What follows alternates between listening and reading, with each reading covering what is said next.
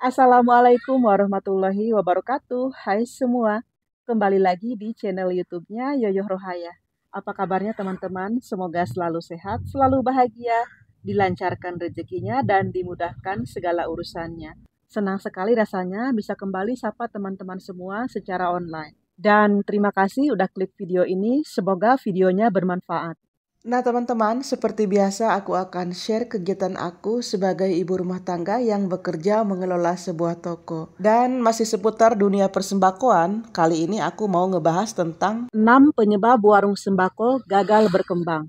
Hari ini aku memulai kegiatan di warung dengan melakukan display barang-barang yang kosong di rak-rak pajangan ya teman-teman. Salah satu aktivitas di warung sembako yang menurut aku itu wajib yaitu adalah mendisplay barang-barang yang sudah kosong di rak-rak pajangan. Karena ketika kita sudah mendisplay barang-barang dengan rapi, maka calon pembeli akan mudah menemukannya. Lalu apa saja sih yang dapat menyebabkan warung kita mengalami kegagalan untuk berkembang?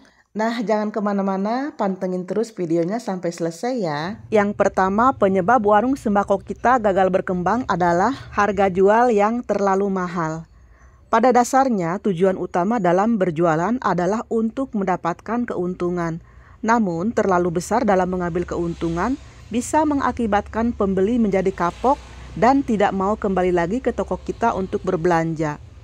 Untuk warung sembako yang sistem penjualannya retail, biasanya mengambil keuntungan di kisaran 10% dari harga modalnya. Keuntungan ini masih belum dipotong dengan pengeluaran biaya-biaya ya. Untuk barang-barang yang siap jual, mungkin hanya dikenakan biaya ongkos belanja saja.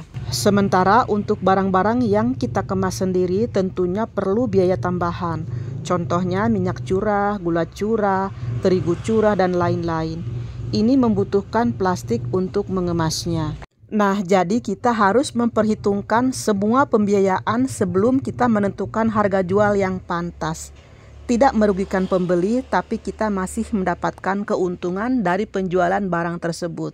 Penyebab kedua warung sembako gagal berkembang adalah pelayanan yang buruk. Pelayanan yang buruk terhadap pembeli akan memberikan kesan yang buruk pula, sehingga pembeli merasa malas untuk datang dan berbelanja kembali ke warung kita.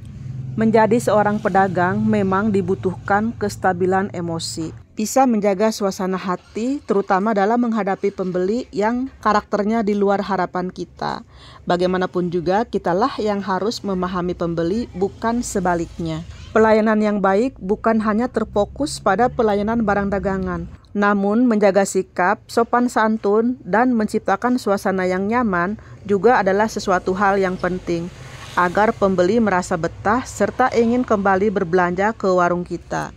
Penyebab ketiga warung sembako gagal berkembang adalah barang dagangan yang kurang lengkap. Sebisa mungkin kita harus menyediakan barang dagangan secara lengkap agar pelanggan bisa memenuhi semua kebutuhannya dari warung kita tanpa harus bolak-balik ke warung lain. Biasanya para pembeli itu lebih suka berbelanja di warung yang memiliki barang dagangan yang lengkap, sehingga mereka bisa berbelanja di satu titik saja dengan barang kebutuhan yang komplit. Jadi mereka bisa menghemat waktu dan tenaga.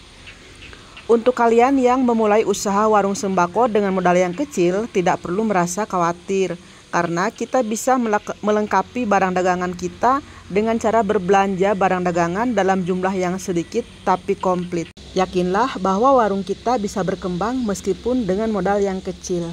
Penyebab keempat warung sembako gagal berkembang adalah tempat yang kurang nyaman. Memiliki warung sembako yang nyaman bukan berarti kita harus membuat warung yang mewah.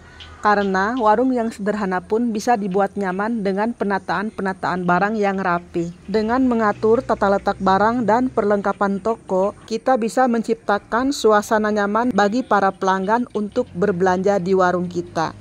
Dengan penataan yang baik, maka para pelanggan akan lebih leluasa bergerak dalam mencari barang-barang yang mereka butuhkan di warung kita. Selain itu, kita juga harus rutin membersihkan dan merapikan barang dagangan, serta memeriksa kondisi barang-barang yang ada agar tidak ada barang yang rusak atau kadaluarsa, sehingga barang-barang yang terpajang di warung kita itu dalam kondisi layak jual. Penyebab kelima warung sembako gagal berkembang adalah buka tutup warung tidak konsisten.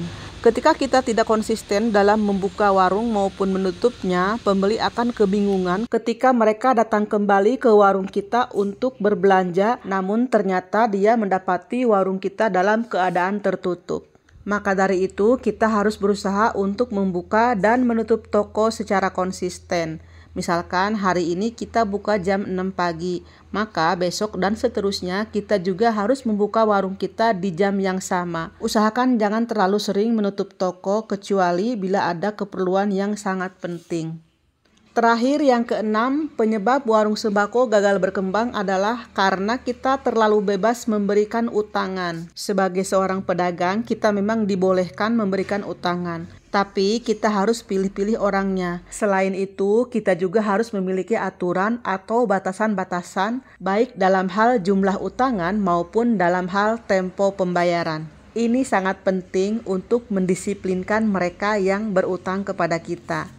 Yang harus kita ingat adalah bahwa modal kita itu harus diputar. Bagaimana mungkin kita bisa memutar modal kita bila barang-barang yang ada di warung kita itu banyak yang diutangkan. Jangan sampai kita harus tombok modal gara-gara barang-barang dagangan kita itu diutangkan. Bagaimanapun juga jualan itu harus ada hitung-hitungannya. Apalagi bila kita membuka warung sembako dengan modal yang kecil. Namun bila kondisinya tidak memungkinkan, lebih baik tidak usah memberikan utangan. Karena modal yang berputar dalam bentuk barang jauh lebih baik daripada rasa bersalah kita karena tidak memberikan utangan kepada orang lain. Nah teman-teman, sampai di sini dulu videonya. Terima kasih sudah menonton. Sampai jumpa di video berikutnya. Tetap sehat, tetap semangat, dan tetap bahagia. Wassalamualaikum warahmatullahi wabarakatuh.